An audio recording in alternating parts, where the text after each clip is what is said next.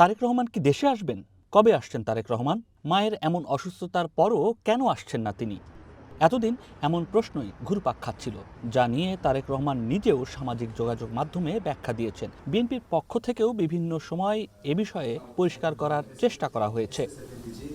তবে ত্রয়োদশ জাতীয় সংসদ নির্বাচনের তফসিল ঘোষণার পর প্রশ্ন ঘুরে গেছে, তারেক রহমান কি প্রার্থী হতে পারবেন, নির্বাচন করতে পারবেন? এমন প্রশ্ন তৈরি হবার নানা কারণ আছে। প্রথমত, তারেক রহমানের জাতীয় পরিচয়পত্র নেই। বাংলাদেশি পাসপোর্ট থাকলেও তার মেয়াদ শেষ হয়েছে বহু আগে। 17 বছর দেশের বাইরে অবস্থান করছেন তিনি। অন্যদিকে তফসিল ঘোষণা হয়েছে, নির্বাচন কমিশনের আইন বলছে তফসিল ঘোষণার পর জাতীয় পরিচয়পত্র তৈরি, নাম সংশোধন, ঠিকানা স্থানান্তর, ছবি পরিবর্তন সহ যে কোনো কাজ বন্ধ করা হয়। আর তফসিল ঘোষণার আগে নির্বাচন কমিশন একটি পূর্ণাঙ্গ ভোটার তালিকা তৈরি করে, যার উপর ভিত্তি করে নির্বাচনী পরিকল্পনাও ঠিক করে কমিশন। আর একজন প্রার্থী হতে হলে তার নাম ভোটার তালিকায় থাকতে হবে। কিন্তু নির্বাচন কমিশনের তথ্য হলো তারেক রহমান ভোটার তালিকায় অন্তর্ভুক্ত হননি। তাহলে তারেক রহমান কি নির্বাচন করতে পারবেন? এই প্রশ্নই এখন সর্বত্র। আমাদের আইন অনুযায়ী কাউকে প্রার্থী হতে গেলে তাকে বাংলাদেশের ভোটার হতে হবে। যেহেতু তারেক রহমান সাহেব ভোটার নন, এই অবস্থায় উনি প্রার্থী হতে পারবেন না।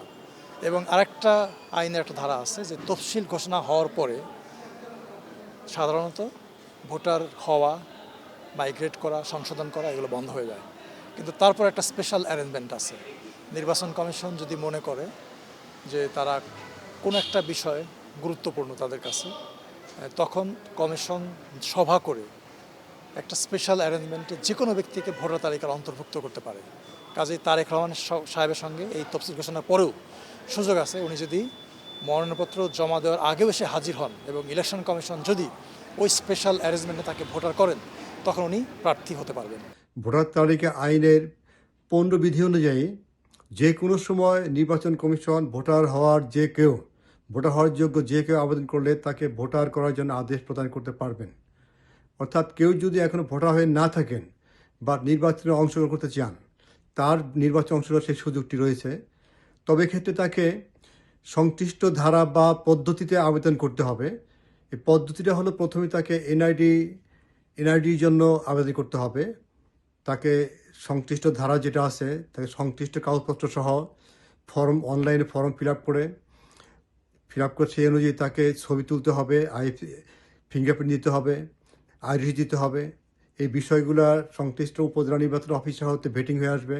সব সঠিক থাকলে তখন তার বিষয়টা ডাটাবেজে আপলোড দেওয়া হবে অ্যাফিস ম্যাচিংয়ের জন্য। অ্যাফিস ম্যাচিং হয়ে গেলে তাকে একটা এনআইডি দেওয়া হবে। এই মুহূর্তে এনআইডি পাওয়া মাত্র ভোটার হওয়া না। যেহেতু ভোটার হওয়ার কার্যক্রম বন্ধ হয়েছে, সেক্ষেত্রে তাকে অবশ্যই নির্বাচন কমিশনের আবেদন করতে হবে ভোটার করার জন্য।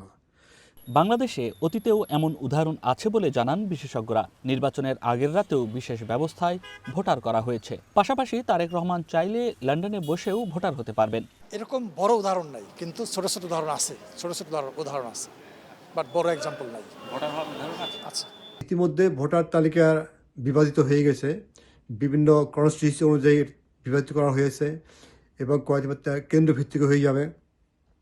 এক্ষেত্রে যারা নতুন করে ভোটার হবে তাদের জন্য একটা সম্পর্ক তালিকা প্রদান করা হবে, যা প্রতি কেন্দ্রে পৌঁছে যাবে। আরেকটি বিষয় হলো যে যারা বিদেশে অবস্থান করছেন, বিশেষ করে যারা আমেরিকা, ইংল্যান্ড এইসব দেশে অবস্থান করতেছেন, তাদের ভোটার হওয়ার সুযোগ রয়েছে। আপনারা জানেন যে আমেরিকা, ইংল্যান্ড সহ বেশ কয়েকটি দেশে আমাদের এই নির্বাচন কমিশনের এনআইডি কার্যক্রম পরিচালিত হচ্ছে। কেউ যদি ভোটার হতে ইচ্ছুক হয়, তার নির্ধারিত পদ্ধতিতে ওই দেশের কনসুলেট বা হাই কমিশনের মাধ্যমে ভোটার হওয়ার জন্য বা এনআইডি করার জন্য আবেদন করতে পারবেন।